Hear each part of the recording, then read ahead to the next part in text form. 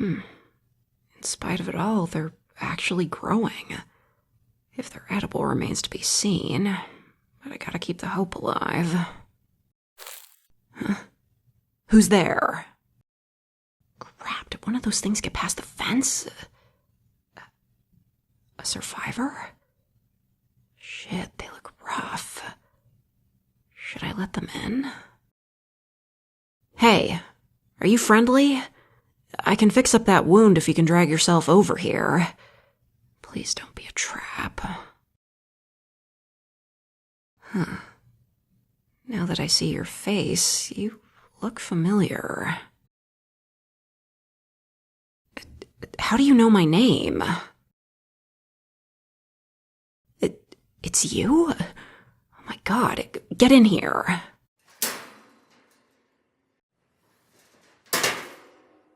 Jesus, I barely recognized you.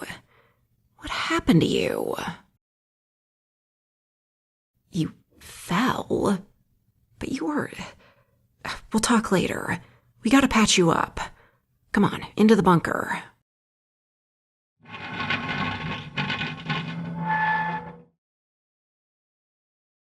I can't tell you how good it is to see you again.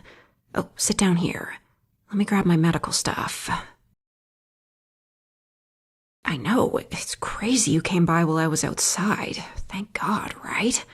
I didn't think you... Well, anyway, I'm glad you survived. All right, let me take this cloth off and see. Oh, that's a pretty bad cut. What happened? Got it when you fell. Okay, this is gonna sting, but we absolutely cannot let this get infected. It's all right. You're doing great. You probably didn't have many options, but good job at least wrapping it. Hopefully it can heal normally after I bandage it.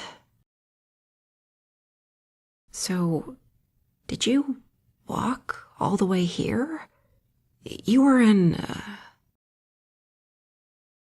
Yeah, I thought so. God, on foot, that's... Almost a month. I'm not surprised. You must have left the city right away then. I can imagine. What a shit show. There. Does that feel all right? Good. You should keep off it. I'll let you have the bed while you're recovering. Of course it's fine. I want you to heal. God, I'm just so glad we found each other. I know it's been a while since we last spoke, but we're still friends, you know? We went through so many years of school together. Anyway, I don't want to imagine what could have happened to you in that state. Yeah, real Hallmark Christmas movie moment. Why did you come all the way back here? Oh, right, your parents. Yeah, I should have realized. I don't know how they're doing. I did try to check on them. Well, check on a lot of people in town just to see who survived, but, well, it's hard to get far on your own with those things out there. I'm surprised you made it back here. Traveling at night? God, you always were a risk taker. But yeah, I guess they don't have great night vision. I was too paranoid to risk it, though. Yeah, and I guess I've always been like that. But it paid off, didn't it? A prepper is a fool every day but Doomsday. But still, it's not like I have all the answers. I was expecting war, not those. I don't know what they are. They don't look human enough to be zombies. I wish I could get more info on what happened or where they came from, but everyone I've contacted on the radio either doesn't know or is making shit up.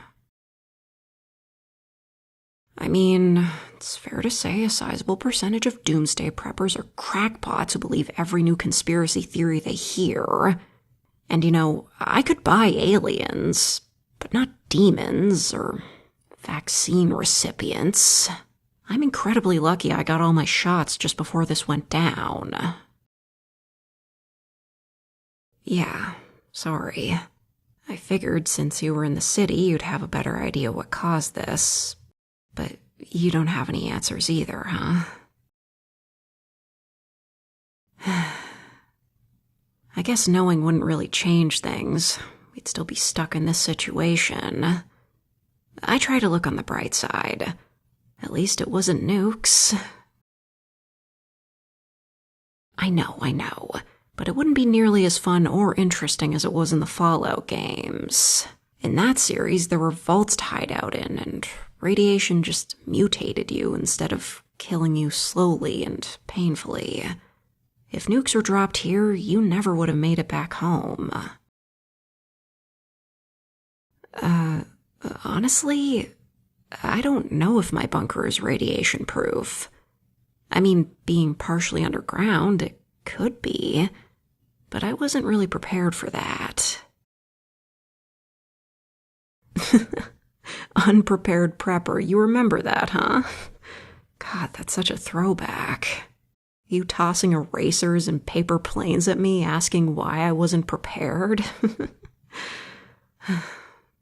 But for something I started building in high school with my dad, it's held up really well.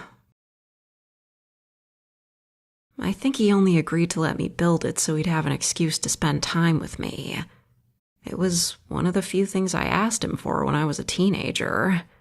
Imagine your kid asking you permission to build a survival bunker in the backyard.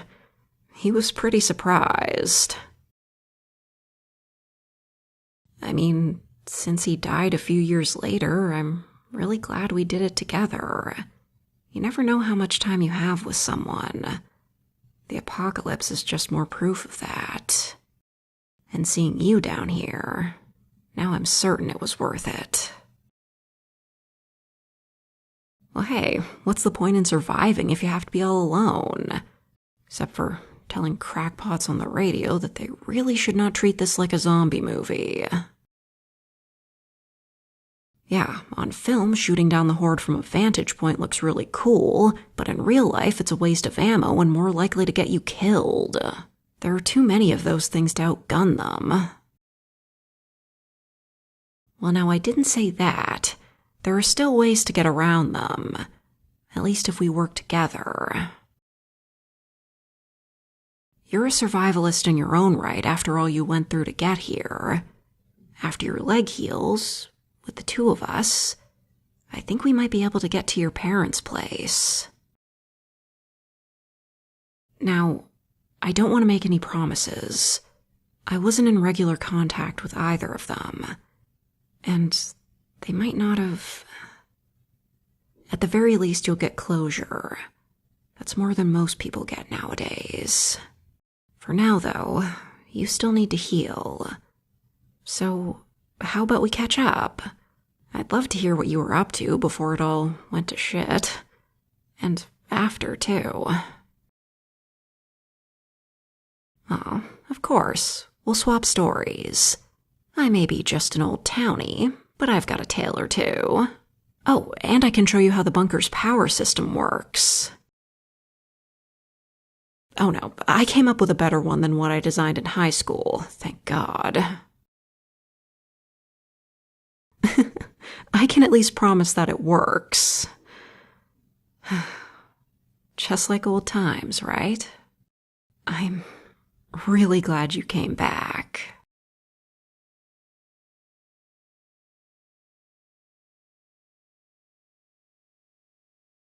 Can't think of Doomsday prepping without thinking of that terrible Justin Timberlake song.